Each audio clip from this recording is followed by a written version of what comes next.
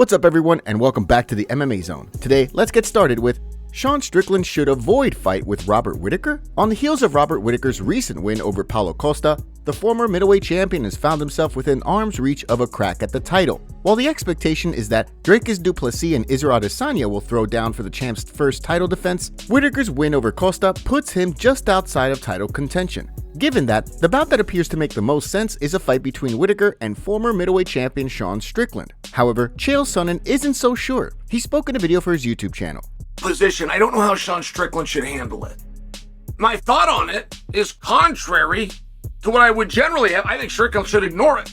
I don't think that those two should fight. I don't think that that behooves all of us. I think it eliminates a top guy. Now, generally in this sport, all we're trying to do is get the top guys versus top guys. I get it. The timing feels off to me. If there's one thing we've seen in the past, it's that Sean Strickland is always down to compete against anyone at any time and of course, anywhere. Whether that means a bout with Whittaker or a clash with another top-ranked contender like Khamzat Chimaev is up for the UFC to decide. Next up, let's take a look at Israel Adesanya reveals huge offer. While Israel Adesanya may no longer sit atop the UFC's middleweight division, the last stylebender has made it clear that he's eager to not only reclaim his belt, but add to his already impressive highlight reel. In a video for his YouTube channel, Adesanya can be seen alongside Anthony Joshua, ahead of the heavyweight boxer's upcoming clash with Francis Ngannou. During the video, Adesanya indicated that he received a call to box once again.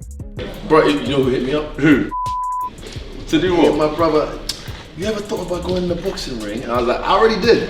Yeah, we're 6-1. Nah, the money is too much for them to get me back. I just feel like I've already done that, and right now the UFC is looking after me pretty well. That's good then. But I know what you mean, but I'm like, there's a number, but I don't think these guys are willing to pay it. Yeah, so I'll leave you to it. So what? You just come to watch a fight? Yeah. As Adesanya mentioned, he's competed in boxing a number of times, posting a record of 5-1 online. However, he notably has not competed in boxing since 2015, meaning any sort of a return to the ring would certainly be unexpected. While there's been no word on when the former champ will return to the octagon, he indicated that he accepted a fight at UFC 300 to compete against Dricus du Plessis. However, nothing came to fruition. Next up, let's take a look at Gilbert Burns breaks silence on Belal Muhammad feud. Despite competing against one another inside the octagon, it sounds as though there's still quite a bit of animosity between Belal Muhammad and Gilbert Burns. As Burns has indicated recently ahead of his UFC 299 fight, he doesn't feel Belal Muhammad deserves to compete for the title because the shoulder injury he sustained against Muhammad early on in their fight was a game changer. Muhammad, of course, wasn't a fan of Burns indicating that he doesn't deserve a crack at the belt. However, Gilbert Burns has since changed his tune. In a video for Renato Moicano's YouTube channel, the top-ranked welterweight took back his comments. I think Belal Muhammad deserves to fight for the title, for the numbers. You know, yes. He deserves. The guy has crazy winning streak, 10 fights, I don't know. I think he deserves. To be honest, I just have something that I'm like, the guy beat me, I got hurt, you know, and then he was talking so much. But I shouldn't say the way I did, you know. I apologize. I think he does deserve the title shot, even though I don't like the guy very much. Because I lost the guy. Of course, reports have indicated that despite Muhammad being on such an impressive win streak, he wasn't one of the 3 opponents offered to Leon Edwards for UFC 300, raising the question of whether or not he is next in line for a crack at the belt. Next, let's take a look at UFC Fight UPDATES. Ahead of an action-packed night in Miami for UFC 299 this upcoming weekend, let's take a look at some UFC Fight updates, starting with 2 changes to the upcoming UFC Vegas 89 card on March 23rd. According to reports, Junior Tafa has been forced out of his upcoming clash with Carl Williams. In his place, his brother Justin Tafa will be stepping in on short notice. The situation mirrors the recent instance where Junior Tafa stepped in on short notice for his brother to fight Marcos Rogerio de Lima at UFC 298. Only this time, it'll be Justin Tafa stepping in on short notice in hopes of building on a UFC 293 win over Austin Lane, while Williams will be looking to extend his unbeaten UFC record that has seen him go 2-0 inside the octagon since signing with the promotion in late 2022.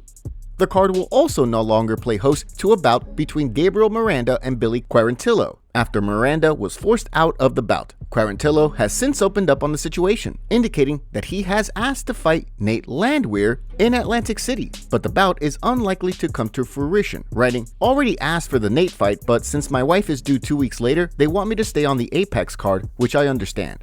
Last but certainly not least, reports have also indicated that a bout between Elvis Brenner and Miktebek Olrobai has been added to the UFC 301 card on May 4th. The bout will see Brenner look to extend a 3-fight win streak inside the octagon, while Olrobai will be looking to build on a successful UFC debut back in November that saw him defeat Uros Medic. Now, let's shift gears and take a look at bad news on Sean O'Malley versus Chito Vera. Although fans are eagerly awaiting for the upcoming clash between Sugar Sean O'Malley and Marlon Chito Vera this weekend at UFC 299, according to former bantamweight champion Aljamain Sterling, the bout may not live up to the hype. Speaking in a recent video for his YouTube channel, Sterling opened up on rumors he's heard through the grapevine, indicating that Chito Vera has not had a great camp leading up to the bantamweight title fight. The only thing I'm concerned about is I'm hearing through the grapevines that he didn't really have a great camp, or a lot of guys to train with. Chito. With Chito, yeah. So, oh, wow. I don't know how true that is.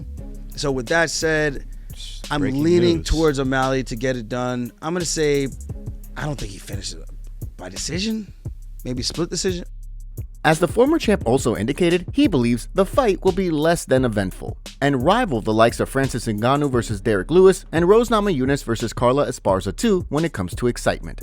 I think if you're Chito, you fight this motherfucker boring, bro. You can't fight him aggressive and try to be exciting because he's too good at what he does.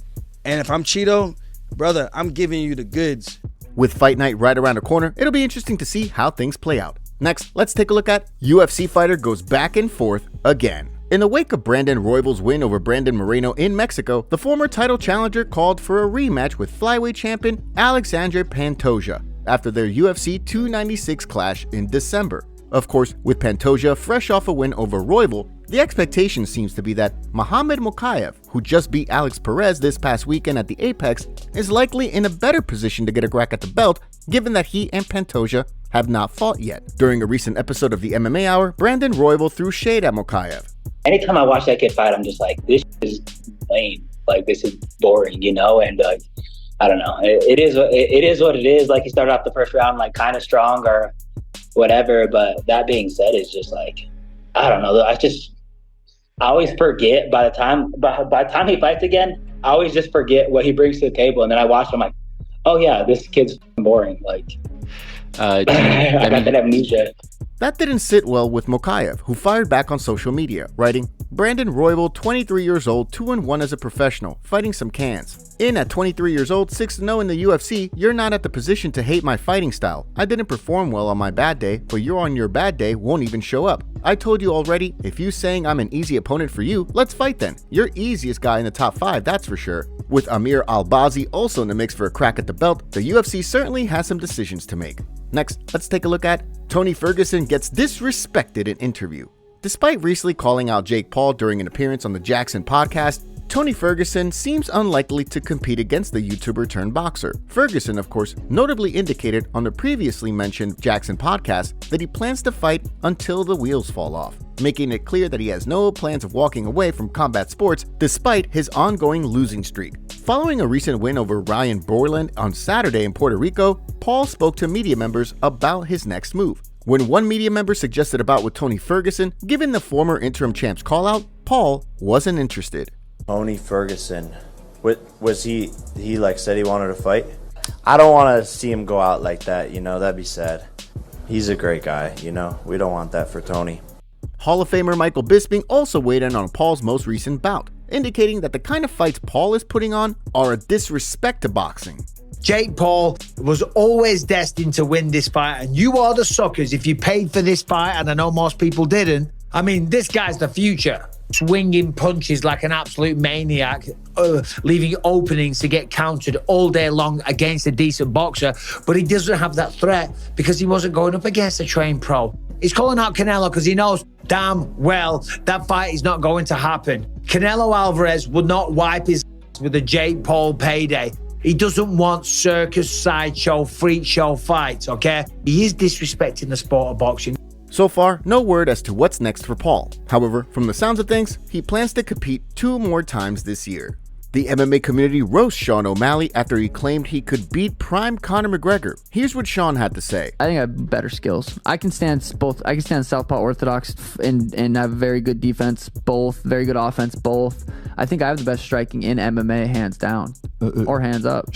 Conor in his prime at 145 when he knocked out Jose Aldo. Me moving up to 145, I'd still be a little bit lighter, but I'm taller. I believe I'm faster. I think it'd be a competitive fight. You're giving the slight edge to yourself, it sounds like. I got it. Okay, yeah. Got it. This is what the MMA community had to say to O'Malley. Confidence is key, but this is delusion. What people think has zero to do with reality. Conor would have sparked him and still would. Bro lost to Peter Yan and thinks he can beat McGregor. O'Malley throws more kicks than punches, so I don't know how the F he would win that one. I can't wait for this clown to lose. He needs to be humbled. A win over Aljamain Sterling has this man sucking his own balls. Prime Conor would take Sean out in 2. Dude was way too quick and his fight IQ plus heavy hands made him dangerous for anyone. He'd come out the gate ready to take your head off while Sean would still be trying to find his beat. Top comments. O'Malley is still gonna say he didn't lose the belt when someone else leaves with it. Max is not on sauce, bruh. I bet he simply finally started hitting weights instead of pure MMA training, that's simple. Fury was a lot closer to kissing Ngannou's feet in their first exchange. Fury seems to forget quick. I'm not saying Max will win, but I think a lot of people are going to have to eat their words. As long as Max can check out, stay out of reach of the leg kicks, he stands a good chance of winning. But Max tends to eat a lot of kicks, still not walking through Max like a lot of people are saying. Make sure to leave a comment and you might get featured in our next video. Thanks for watching. If you enjoyed, make sure to subscribe and turn on notifications to never miss any MMA news. Check out our video from yesterday if you missed it. See you tomorrow.